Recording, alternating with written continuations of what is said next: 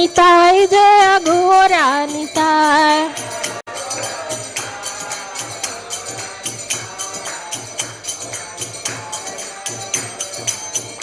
निताय गौरा हरि बोल निताय गौरा हरि बोल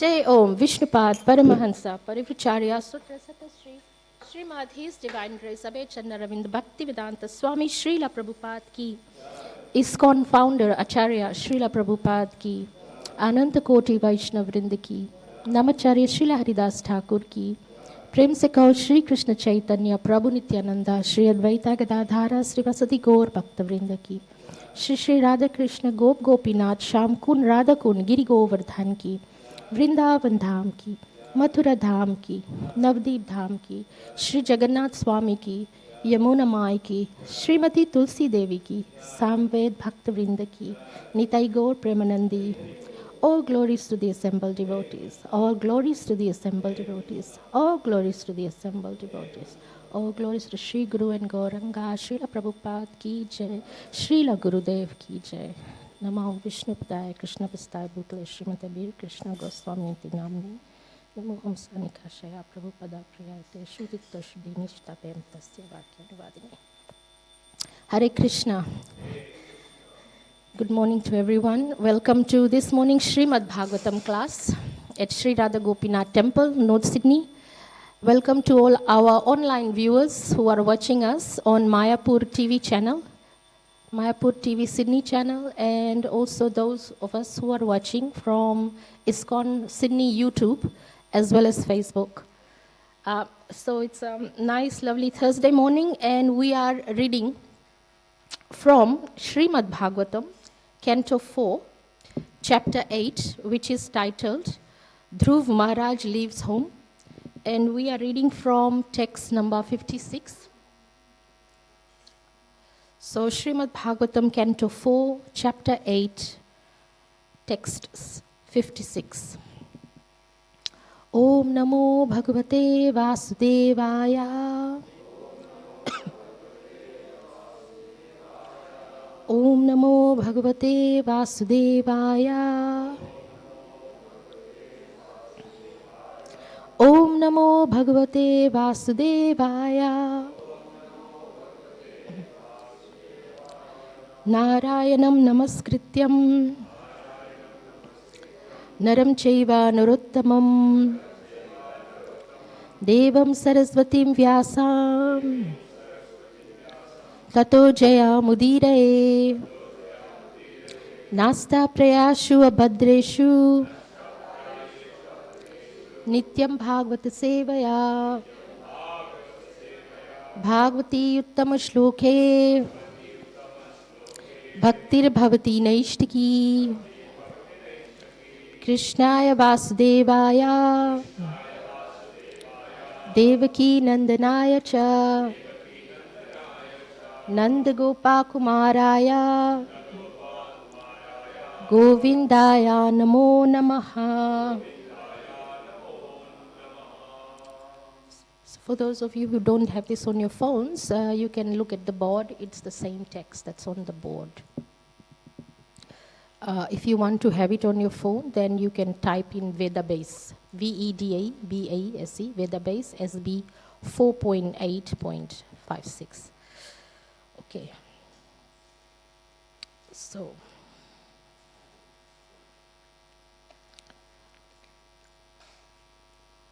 Labba Dravyamai Marcham Labba Dravyamai Marcham Shitiyam Bhavatishu Varchayet Abhratatma Muni Santo Yata Vanmita Vanyabhuk Labva Dravyamai Marcham Shitiyam Badishu Varchayet Abhratatma Muni Shanto Yatavan Mitavanyabhuk Blabdva Dravyamaim Marcham Shitiyam Badishu Varchayet Abhratatma Muni Shanto Yatavan Mitavanyabhuk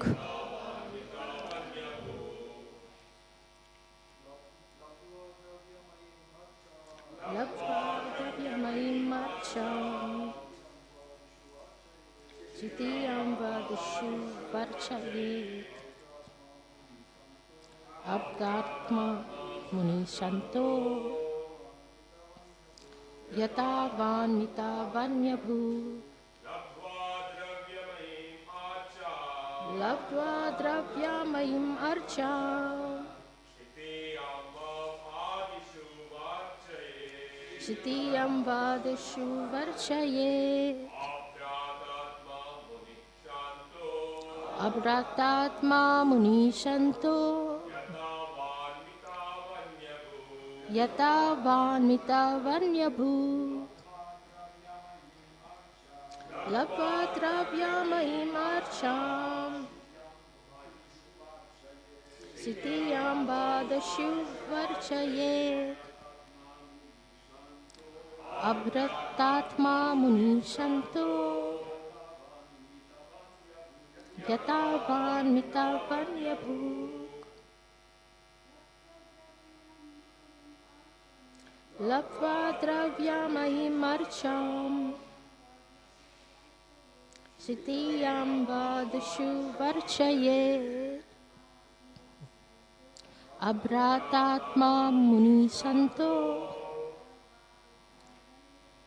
Yatavan Mitavanyabhuk Labdvadravyamaim archam Shitiyam Vadishu Varchayet Abhratatma Muni Shanto Yatavan Mitavanyabhuk. Okay, thank you. Labdva, by getting. Dravyamayim, made of physical elements. Archam, worshipable deity. Shiti, earth. Ambu, water. Adishu, beginning with. Va, or. Archayed, worship. Abhrata, Atma, one who is fully self-controlled. Muni, a great personality. Shantaha, peacefully. Yata Vak, controlling the force of talking. Mita, frugal. Vanyabhuk, eating whatever is available in the forest. Okay, so the translation of the shlok we just recited in English, given to us by Srila Prabhupada, His Divine Grace, A.C. Bhaktivedanta Swami, Srila Prabhupada ki jai. So, the translation, it is possible to worship a form of the Lord made of physical elements such as earth, water, pulp, wood and metal. In the forest, one can make a form with no more than earth and water and worship him according to the above principles. So there you go. If you don't have a deity, you can make one with earth and water and worship him according to the above principles. A devotee who has full control over his self should be very sober and peaceful and must be satisfied simply with eating whatever fruits and vegetables are available in the forest. This is a fantastic shlok for us this morning, because we worship Radha and Krishna, and we want to know why we worship them, who they are, what are they made of, how to feel towards them. So it is very, very applicable to us, for those of us who worship deities in the temple. So we can all repeat this. It is possible to worship a form of the Lord made of physical elements such as earth, water, pulp, wood and metal. In the forest, one can make a form with no more than earth and water and worship him according to the above principles. A devotee who has full control over his self should be very sober and peaceful, and must be satisfied simply with eating whatever fruits and vegetables are available in the forest. Okay, so the purport. It is essential for a devotee to worship the form of the Lord and not only meditate upon the form of the Lord within his mind with the chanting of the mantra given by the spiritual master. The worship of the form must be present. The form must be present. That's why we have the deities here. The impersonalist takes unnecessary trouble to meditate upon or worship something impersonal. And the path is very precarious. Precarious means dangerous. We are not advised to follow the impersonalist way of meditating on or worshipping the Lord. Dhruv Maharaj, here, he was advised. Who was he advised by? Narad Muni.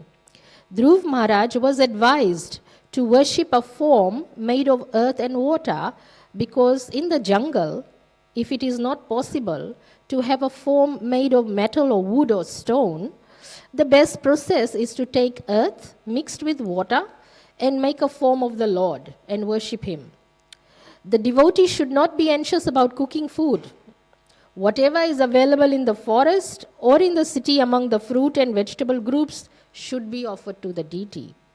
And the devotee should be satisfied eating that. He should not be anxious to have very palatable dishes. Of course, wherever it is possible, one should offer the deities the best foodstuffs, which is what we do here. We offer the deities the best foodstuffs, prepared within the category of fruits and vegetables, cooked or uncooked.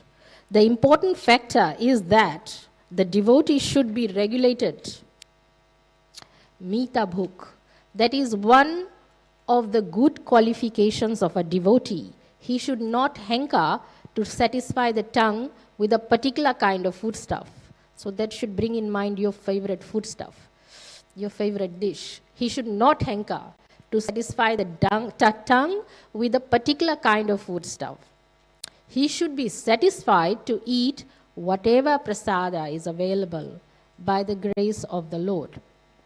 So, Om Jnana Timirandasya Jnananjana Shalakaya Chakshurun Militam Yena Tasmai Shri Guruve Namaha Shri Chaitanya Manovistam Stapitam Yena Bhutale Swayam Rupa Kadamayam Dadati Sva Padantikam Vande Ham Shri Gurum Shri Yutapada Kamalam Shri Gurum Vaishnavamscha Shri Rupam Sagrajatam Sahagana Raghunathan Vitam Tam Sajivam Sadvaitam Savadutam Parijana Sahitam Krishna Chaitanya Devam Shri Radha Krishna Padan Sahagana Lalita Shri Vishakhan Vitamscha He Krishna Karuna Sindhu Deen Bandhu Jagatpate Gopesha Gopika Kanta Radha Kanta Namastute Tapta Kanchana Gaurangi Vrindavaneshwari Vrishabhanu Sute Devi Pranamami Hari Priye Vancha Kalpa Trubhyascha Kripa Sindhu Vaevacha Patitanam Pavnebhyo Vaishnavebhyo Namo Namaha Jai Shri Krishna Chaitanya Prabhu Nityananda Shri Advaita Gadadhara Srivasadi Gora Bhakta Vrinda. Hare Krishna, Krishna Krishna, Hare Hare, Hare Rama, Rama Rama, Hare Hare.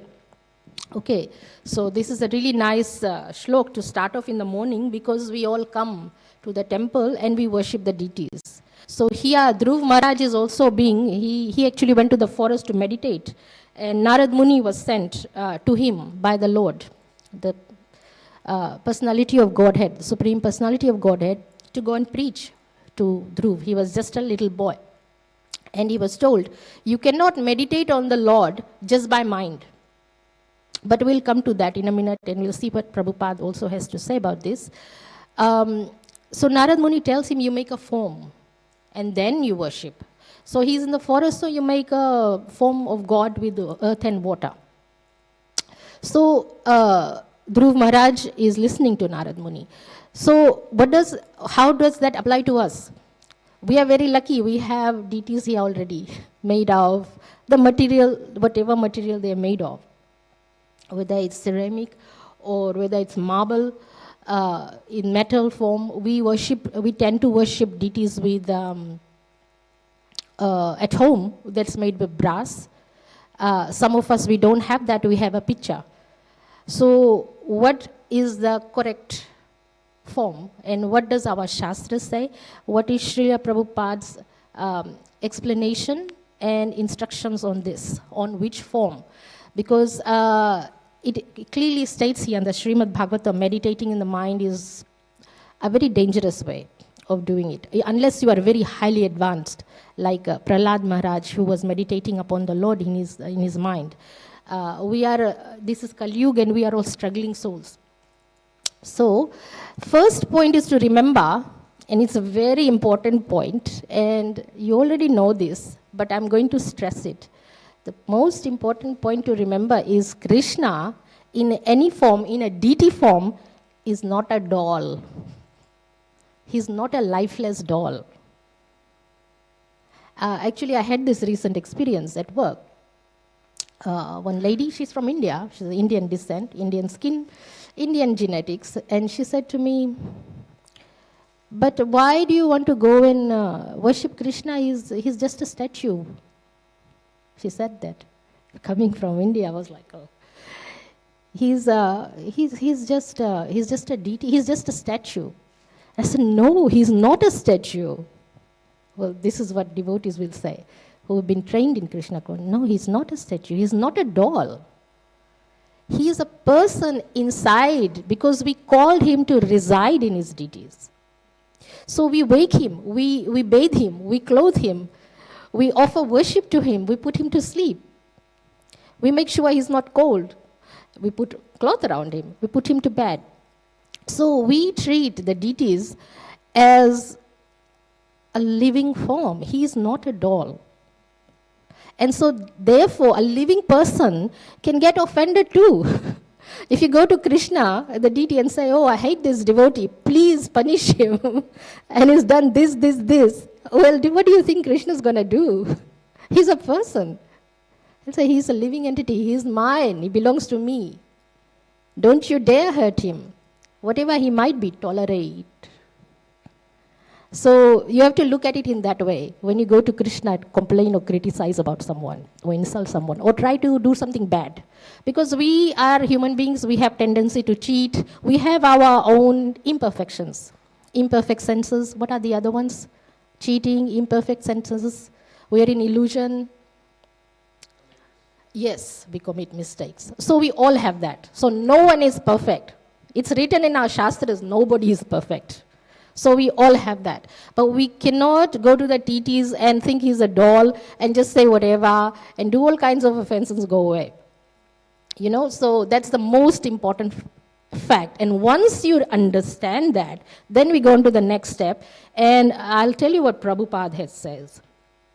Prabhupada has said, there are actually 8 kind of deities. And not only Prabhupada, this is in the Srimad Bhagavatam as well. So if you want a reference, I'll give you the reference. It is 11.27.12. And in that, it is said that there are 8 forms of deities. So the deity form of the Lord is said to appear in 8 varieties. I'm directly reading from the translation. Stone, wood, metal, earth, paint,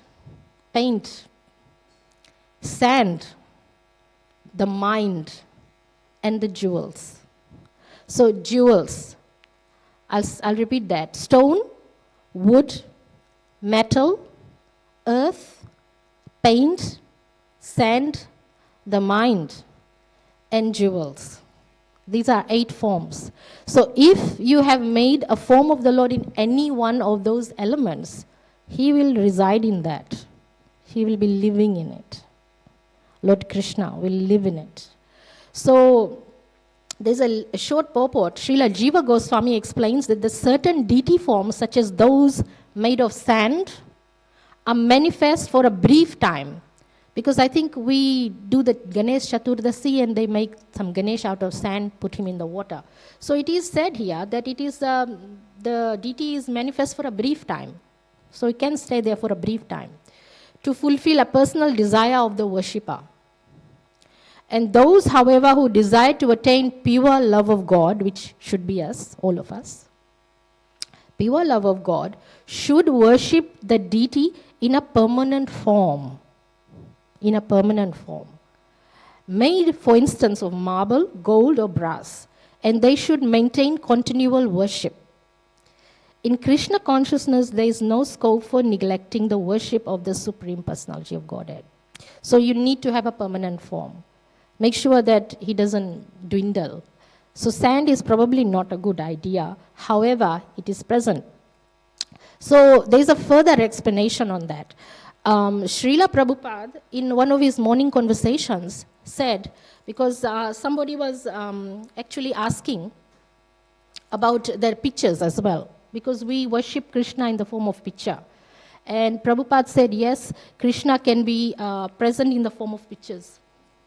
So all these pictures you've seen on the wall, don't think they're ordinary pictures. They're not ordinary pictures. Krishna is present in the photos as well. And if you take any of these photos and you take them to heart and you worship a picture, you offer prasadam to a boga and try to have prasadam, it will be prasadam. So the picture can also reciprocate.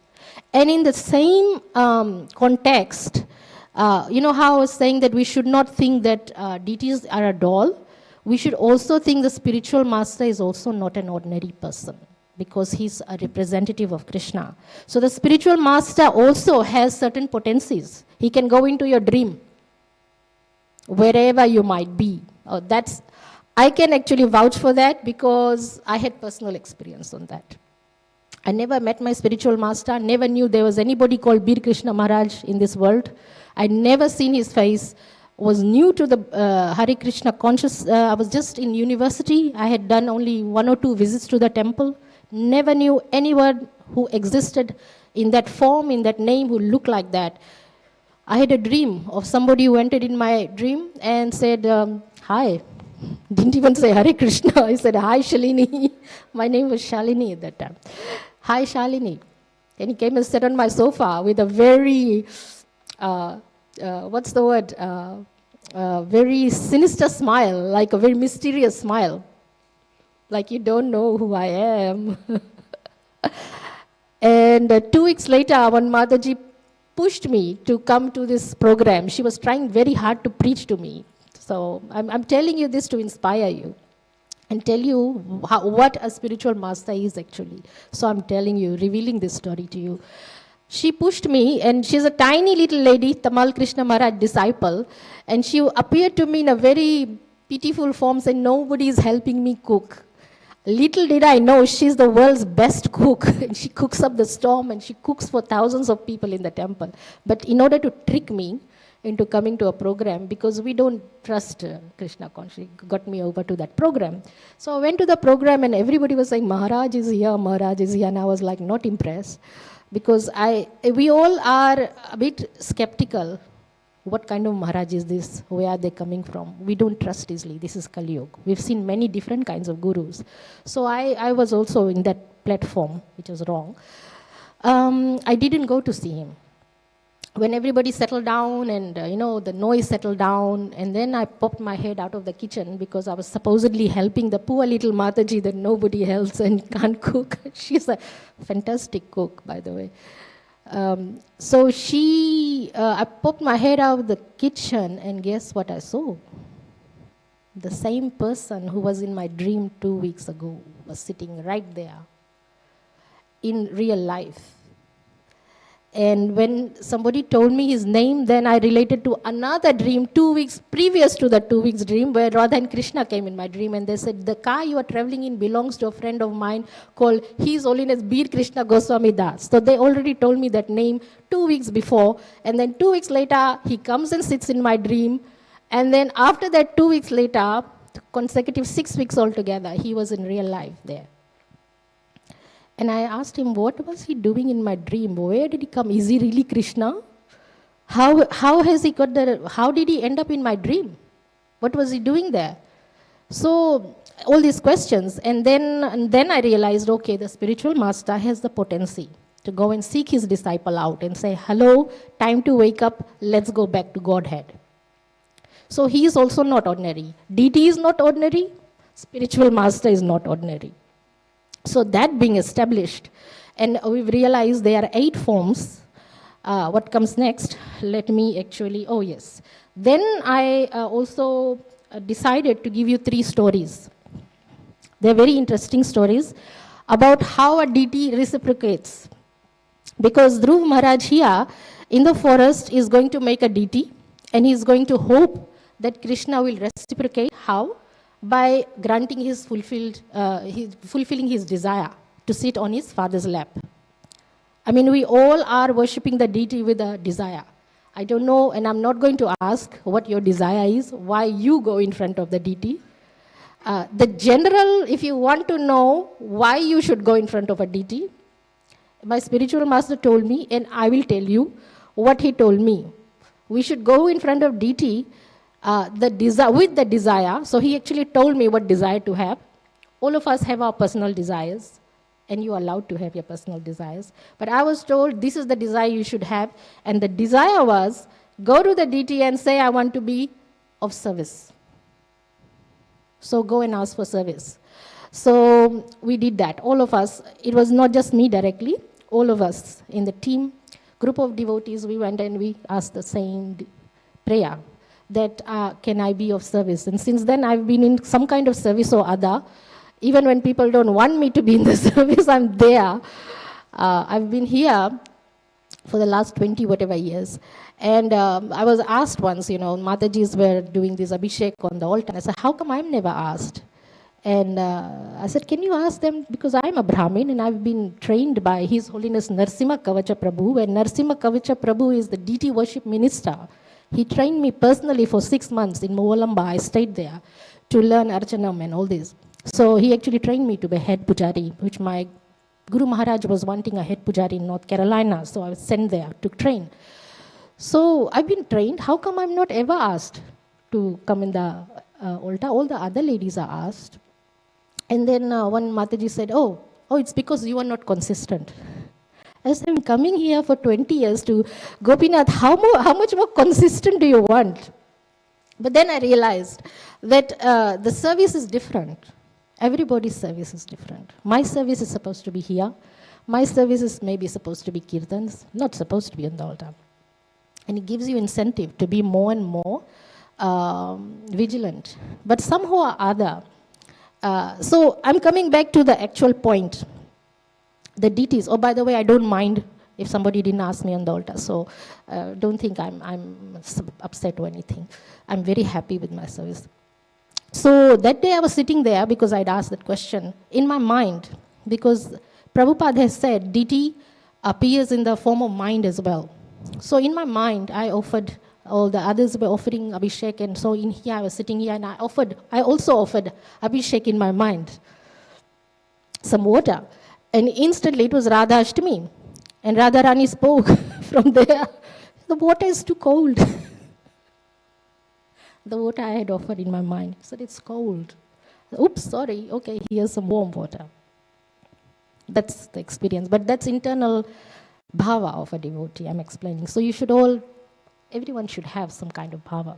So if you are sitting here, offer something in your mind, because it is acceptable, it's written in the Shastras, that deity is present in your mind, and he accepts. And there's a story to prove that. Srila Prabhupada has given a story of a Brahmin who was also very poor Brahmin. He didn't have anything to offer to the Lord, but in his mind, he offered all kinds of opulent stuff to the Lord, and he did it with a lot of bhakti. So this particular morning, he offered some kheer to Krishna in his mind. He was very poor, he couldn't do anything, but in his mind. And while he was offering some sweet rice, he thought, oh, this sweet rice, and this is a true story given by Srila Prabhupada. He thought, oh, this sweet rice is too hot. Let me test it. So in his mind, he put his finger to test the kheer. Guess what? His finger got burnt in reality. So Krishna was reciprocating, and instantly then Krishna sent his doots and a flowered vehicle, airplane, to pick him up and bring him to Vaikuntha. So he left for Godhead. The deity reciprocates in the mind. So that's one story. The second story happened with one of our acharyas, Madhavendra Puri. Madhavendra Puri, who was he? He was the guru of Chaitanya Mahaprabhu's guru. So, by the way, Chaitanya Mahaprabhu is Lord Krishna himself, and he had a guru. It is very important to have a guru.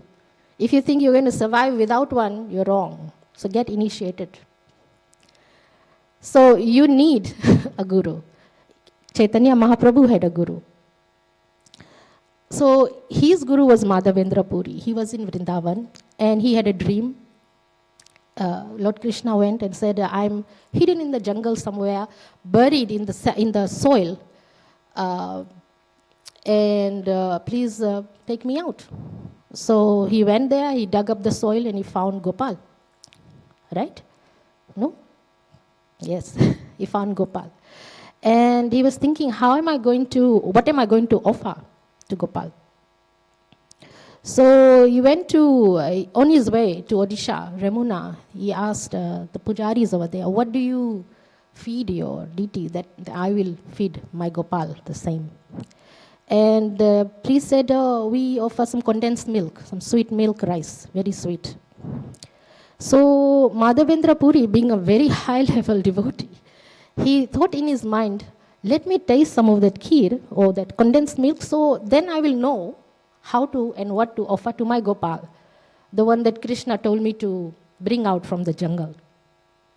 Then he felt really ashamed because the bhoga was being offered, and he thought, oh my God, Krishna is eating and I'm trying to think of eating what he is eating. So he was very ashamed. And he went away feeling a bit, ashamed. And then the priest had this dream. That deity was called Gopinath.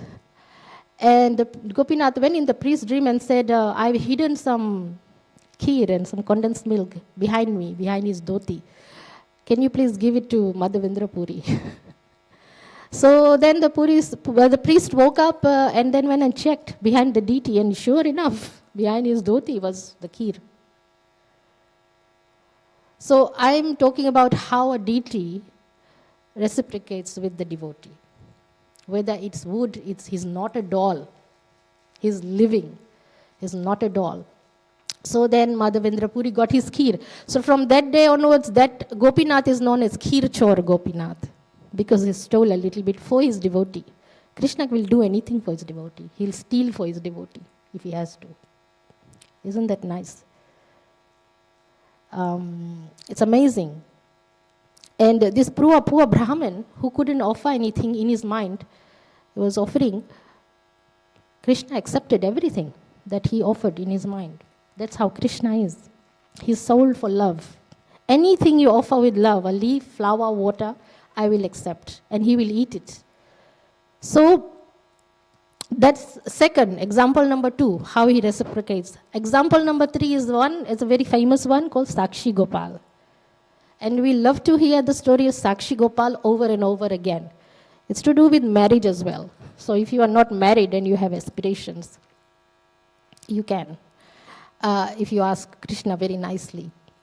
So this Brahmin boy was traveling with another older, elderly Brahmin man who needed some help, and so the younger Brahmin boy served him very nicely. And so the older Brahmin, who happened to be very rich actually, was very pleased with this boy, Brahmin boy, and said, I'm so pleased with you, I'll give you my daughter's hand in marriage. And the Brahmin boy didn't say yes, yes, yes. He said no. And he said no because he said, well, I'm a poor boy, I'm a poor Brahmin, and it won't work, and you might forget your promise. So the elderly Brahmin said, no, I'm not going to forget. I will remember. And so the Brahmin boy said, prove it. You go in front of the deity and make a promise. By the way, any promise you make in front of the deity or Prabhupada is binding. It's a binding contract. So you take your vows of initiation in front of the deity and Srila Prabhupada, it is binding. You might think it isn't, but it is. So this Brahmin went in front of the deities and said, I make a promise that I'll give my daughter's hand in marriage to this Brahmin boy.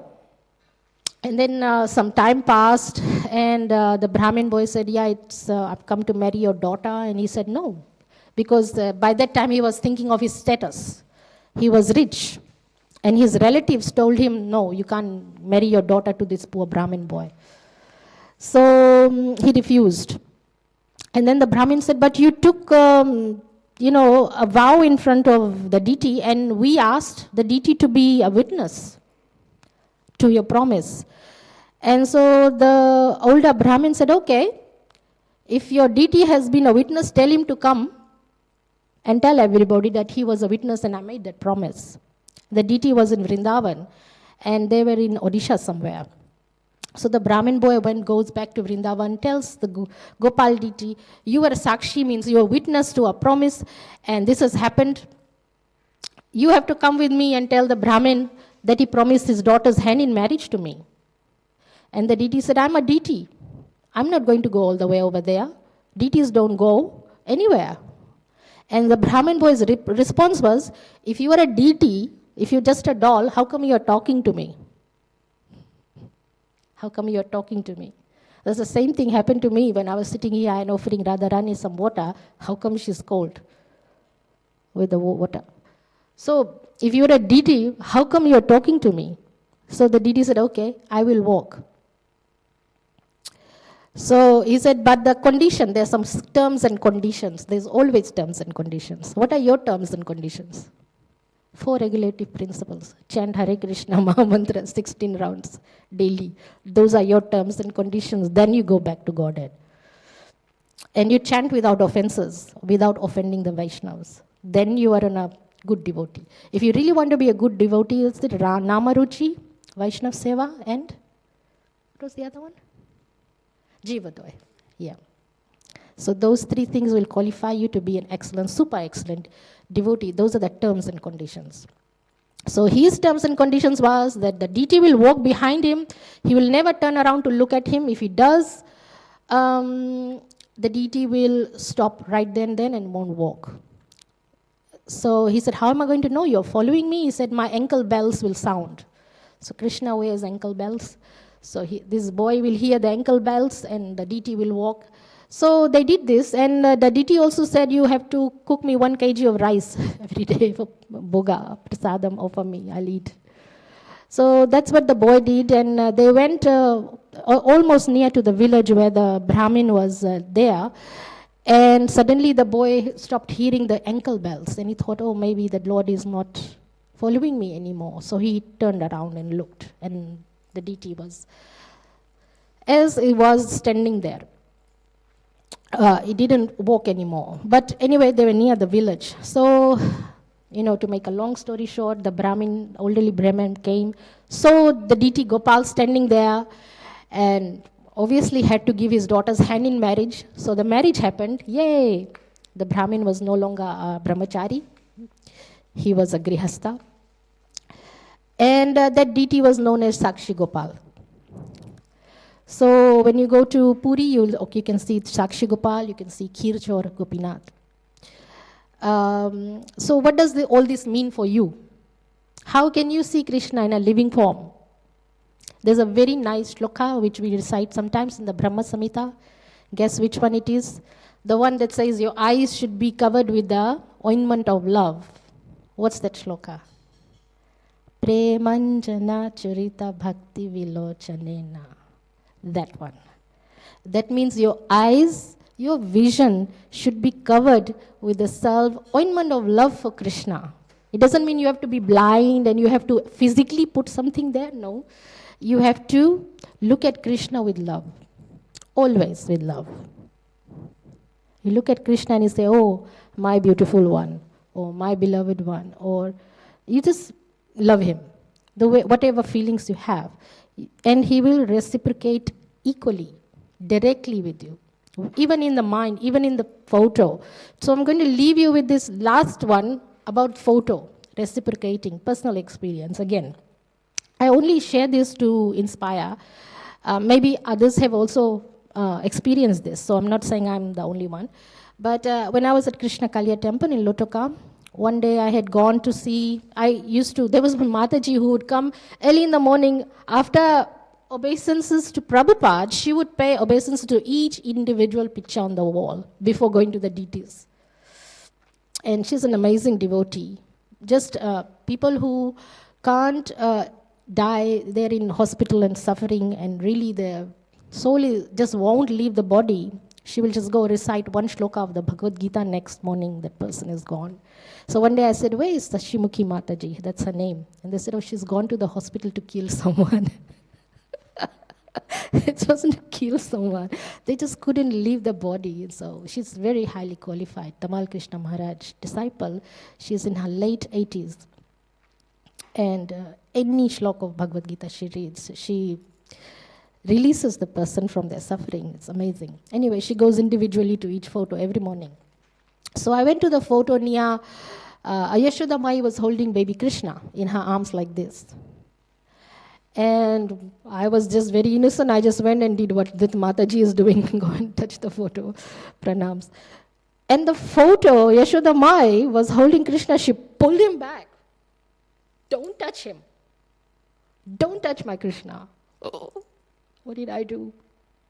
I was just, what is this photo? Is moving, animation in the photo. And she's saying, don't touch my Krishna. I was so shocked. Then I read that story where Lord Shiva goes to see Krishna. Do you remember that story? And Yashoda Mai does that to Lord Shiva. Don't touch my Krishna, because there's all these demons are hurting Krishna, and she thought Lord Shiva is another one. So I read, then maybe that's what it is. Maybe I'm the demon. Maybe I'm like Putana. Maybe I should try harder. I shouldn't be like Putana. But that was a story, Yashoda Mai. So it's a very amazing story, amazing experience anyway. So it made me research what was the story behind it. Why is Yashoda Mai pulling her baby? So protective. She's fierce lioness to protect her baby. That's what she feels for Krishna. That's what we all should feel for Krishna. Protect him with your life and soul. So I'll leave you with that story. If anyone has a comment or a question. No? Thank you for listening. Grantraj Srimad Bhagavatam Puran ki.